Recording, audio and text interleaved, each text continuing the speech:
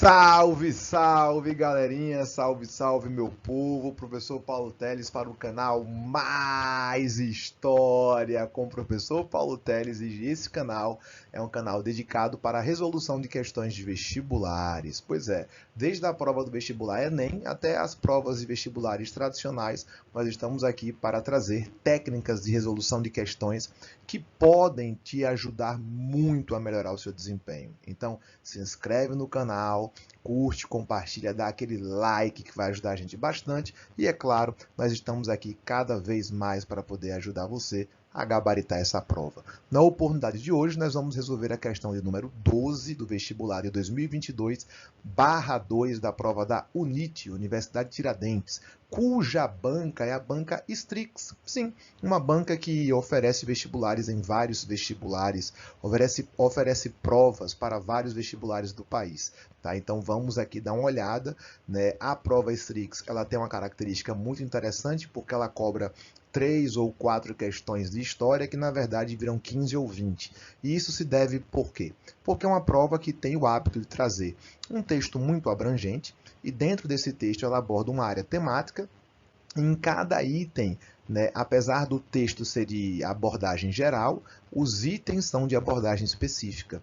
Então, por exemplo, temas que são recorrentes na prova da Strix, história do capitalismo e do pensamento liberal.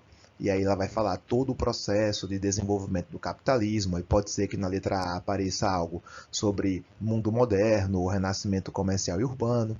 Na letra B ele pode falar algo sobre revolução industrial e imperialismo. Na letra C sobre crise de 29. Na letra D questões relacionadas ao capitalismo mais atual.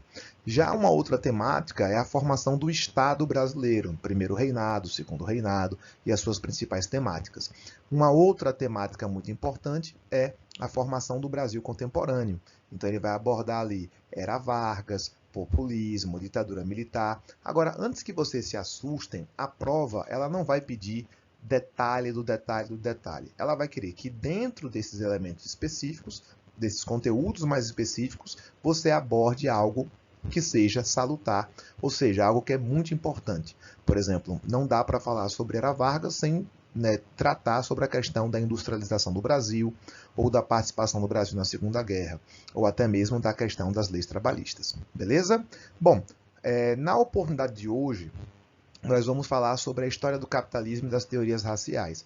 E aí, como eu havia dito, é um conteúdo que vai tratar, né, de maneira abrangente, e a partir dessa maneira abrangente, cada item vai tornar específico, né, um detalhezinho ao longo dessa história desse pensamento capitalista. Vamos dar uma olhada nessa questão.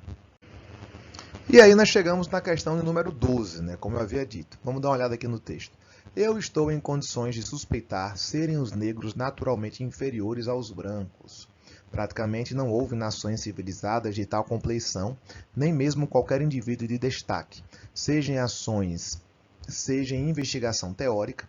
Tal diferença uniforme e constante não poderia ocorrer em tantos países e épocas, se a natureza não tivesse feito uma distinção original entre essas raças de homens, sem citar as nossas colônias, a escravos negros dispersos por toda a Europa, dos quais ninguém alguma vez descobriu quaisquer sinais de criatividade.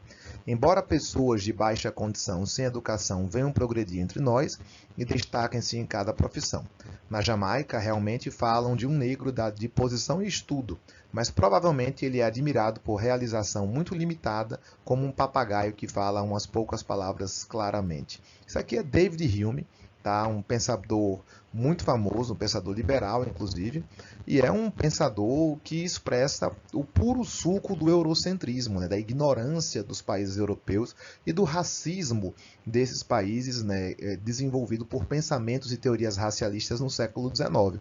É muito importante que a gente tenha uma atenção em relação a isso, para que a gente compreenda que esse tipo de pensamento ele não nasceu do nada. Existe todo um processo de construção desse pensamento que vai chegar ao século XIX como aquilo que nós chamamos de racismo científico. Vamos dar uma olhada na pergunta. As concepções que advogam a superioridade racial se desenvolveram no decorrer da evolução histórica e marcaram profundamente a formação social ocidental. Nesse contexto, E aí, como eu havia dito, ele traz uma temática geral. A temática geral está vinculada, né, ao pensamento racialista, e a partir desse pensamento racialista ele vai abordar todo um processo de questões que foram desenvolvidas ao longo dos séculos, né, desse processo histórico. Bom, vamos trabalhar item a item para que a gente possa adentrar profundamente na questão. Letra A.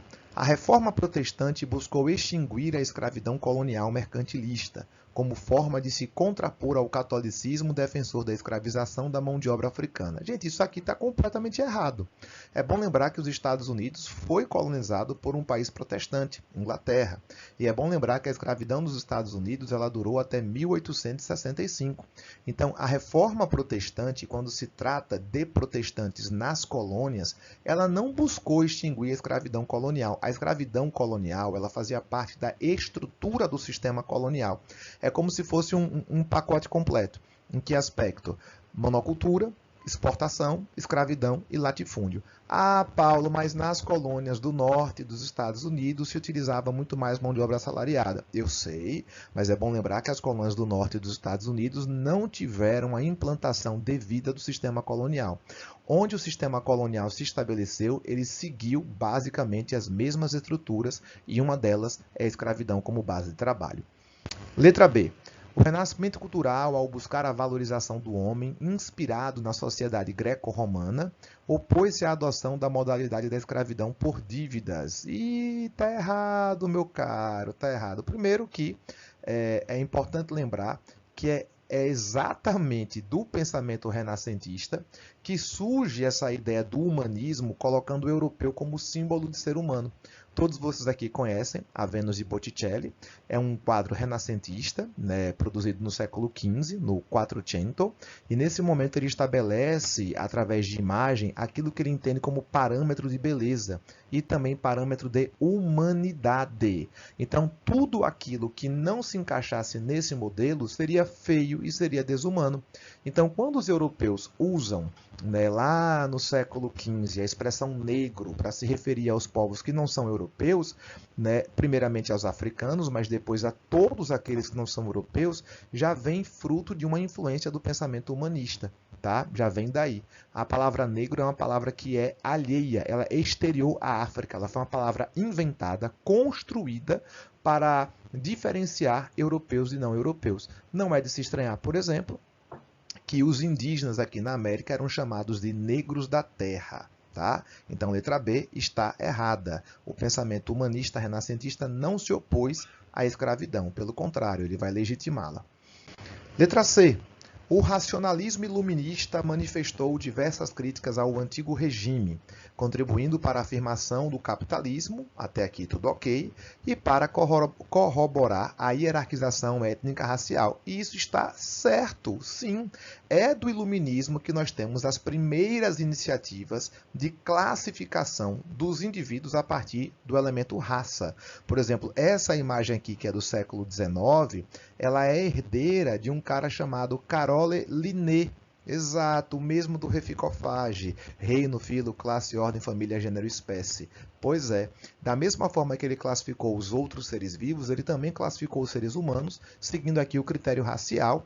E observe que os indivíduos negros, eles estavam, na olhar do Linné, mais próximo dos animais primatas, né, mais próximos dos macacos, do que do ser humano. Isso é uma forma de construção de um pensamento, né, supostamente científico para validar um comportamento racista. Beleza? Então, a resposta é a letra C. Né? A resposta é a letra C. Vamos olhar as outras alternativas, porque aqui a gente não dá apenas o gabarito, aqui a gente comenta item por item. Letra D. A Revolução Científica do século XVII criticou veementemente as teorias raciais. Mentira! Ela não criticou, ela validou. Tá? Ela validou, como eu já havia dito, Linné lá no século XVIII e XIX, tá? E até no próprio século XVI você já vai encontrar, né, figuras, né, que vão validar esse tipo de pensamento. O próprio David Hume, como a gente leu agora há pouco, legitimava, justificava esse tipo de comportamento racista. Aqui nós temos a escala unilinear das raças humanas e seus parentes inferiores de Nott e Gliddon, que é um documento do século XIX, e você percebe aqui essa aproximação nessa tentativa de vincular o homem negro ao chimpanzé. Tá?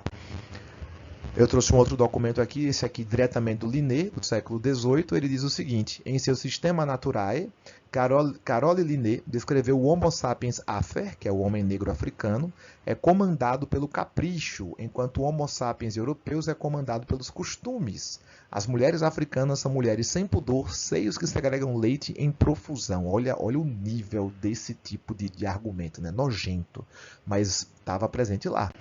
E por fim a letra E.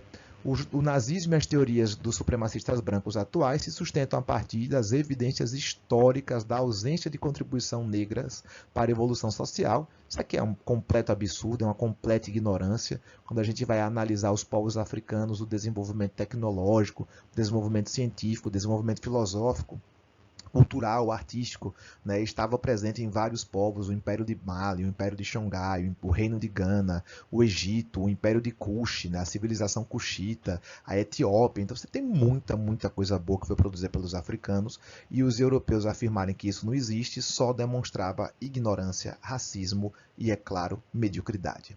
Pois bem, meus caros, espero que tenham gostado. A resposta está dada, a questão está analisada e a gente se vê na próxima questão. Forte abraço.